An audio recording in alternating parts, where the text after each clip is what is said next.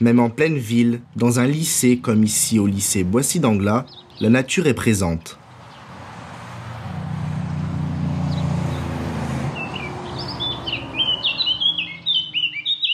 Cette année, les premières mesures concrètes vont être mises en place pour favoriser la biodiversité. Pour cela, l'équipe constituée d'éco-délégués et d'élèves motivés se réunit pour trouver des idées d'action à mettre en place. Grâce à la LPO, le lycée pourra devenir refuge LPO, c'est-à-dire qu'il sera un lieu de préservation de la biodiversité.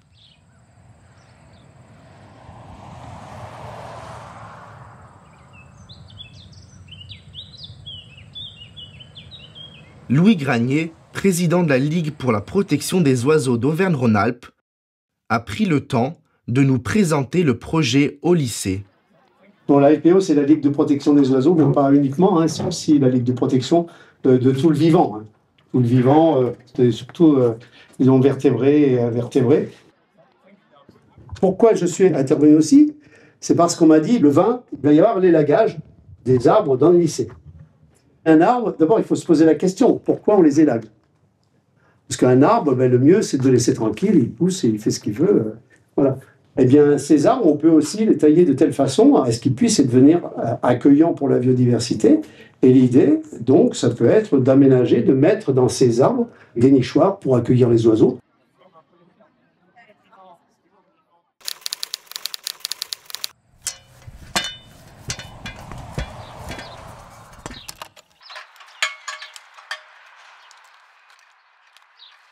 Cyril Pidou nous explique qu'il élague les arbres en sorte de préserver la biodiversité qu'ils abritent tout en favorisant leur croissance.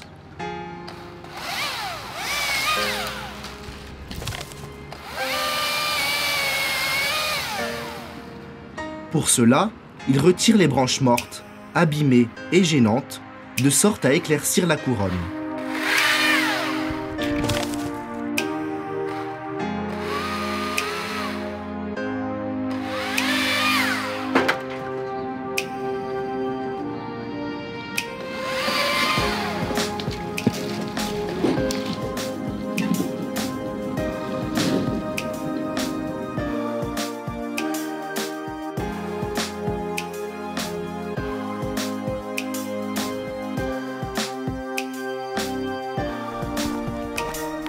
Suite à l'élagage, il nous présente les différents types de nichoirs que nous allons pouvoir poser.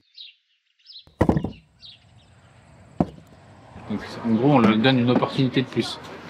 Et du coup, elles viennent là, elles viennent se cacher là-dedans pour nicher, tout simplement.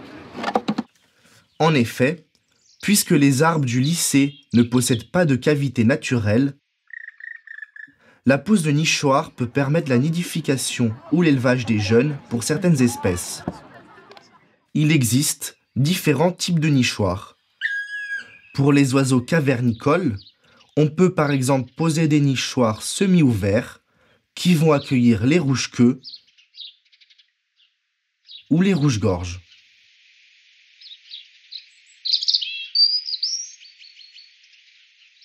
Ou encore, des nichoirs boîte à lettres qui ont un plus petit trou d'envol destiné aux mésanges et aux moineaux.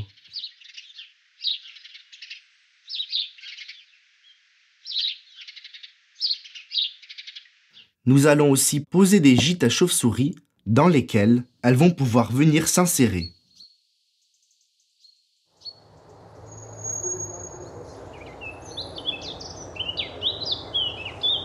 Un autre aspect de la création du refuge LPO, c'est la sensibilisation. Pour cela, les éco-délégués disposent d'affiches informatives où présentent ce que le lycée met en place.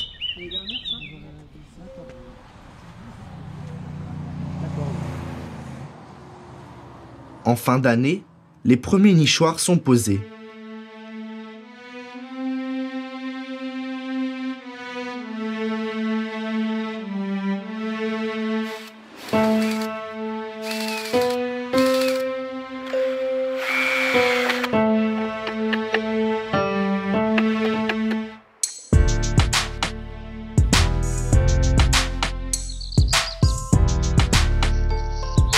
Des affiches sont posées dans le but de sensibiliser.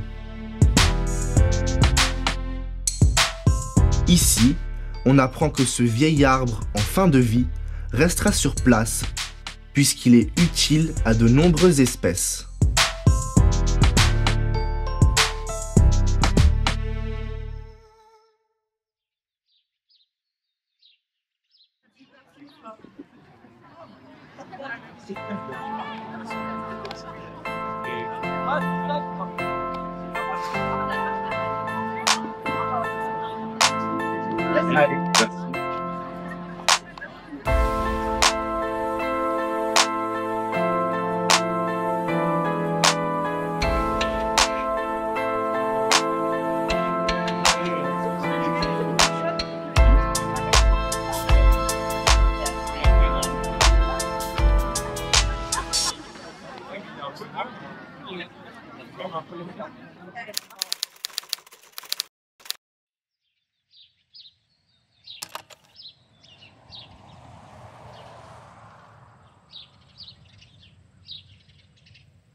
Dans les années qui suivent, de nouvelles idées devraient permettre d'accueillir davantage de biodiversité.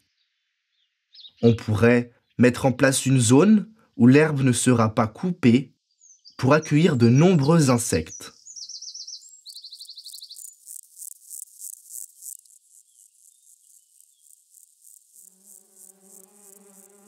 Ou encore, poser d'autres refuges pour la biodiversité, comme un hôtel à insectes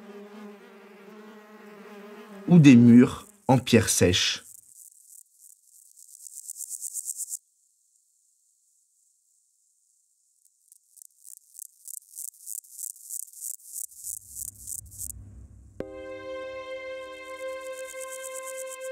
Comme message de fin, le mouvement de la création de refuges LPO existe depuis 104 ans. Tout le monde peut transformer son jardin ou même son balcon en refuge LPO pour accueillir et surtout protéger la biodiversité.